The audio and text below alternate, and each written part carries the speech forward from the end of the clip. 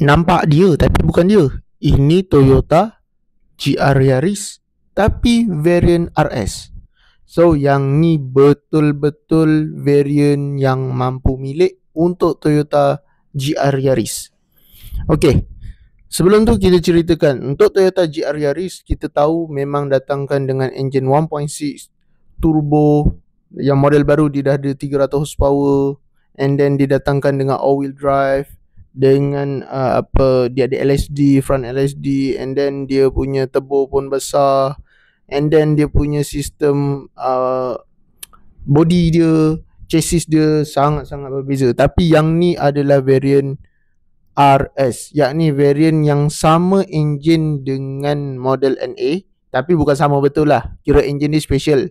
Enjin dia ni lebih kurang enjin 1.5 GDI engine digabungkan dengan gearbox 10 speed CVT yang model baru, menjadikan kereta ni yang minyak memang jimat. Lebih kurang 20 km ke 21 km per liter, memang cukup jimat. Dan didatangkan dengan 10 speed CVT tu yang special dia. Untuk bahagian dalaman, kita nampak dia ada sedikit perbezaan dari segi dia punya penggunaan seat, material seat, and then dia punya display meter dia pakai digital juga, tapi dia punya kemasan dia tu ada sedikit perbezaan lah. Boleh nampak untuk seat dia punya seat adalah semi bucket, dan dia punya material dia tu adalah fabric lah. So yang ni cermin pandang belakang, dia bukan datang dengan cermin pandang belakang rear digital mirror view, and then lampu hadapan dia pun bukan auto adjuster untuk dia punya sudut pandang rendah dan tinggi, kecuali auto highlight lah, high beam lah. Display meter, digital display meter memang dah ada. Head up display memang cantik, nampak kat situ ada kosong, bukan saya nak cerita beza belakang tu. And then seat dia, material dia ni sebenarnya more to leather dan fabric lah. Dia tak pakai Alcantara ataupun dia tak pakai Nappa leather lah.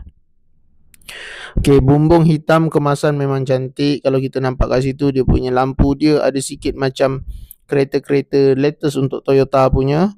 Dan model ni dah support dengan ada blind spot monitoring. So kereta ni sesuai untuk siapa? Sesuai untuk abang-abang dan kakak-kakak yang nak nampak ranggi, nak nampak style, tapi tak nak enjin terlampau power, and then tak nak pakai manual, nak pakai auto, minyak jimat, fuel maintenance okay, fun to drive pun cantik, special. Sebab yang ni model pun bumbung dia tak silap saya datangkan dengan carbon fiber untuk bumbung dia. Cuma body dia ni bukan sama dengan GR Yaris yang betul-betul ori. Yang ni dia pakai body kit daripada GR Yaris Aero, and then dia punya body adalah RS.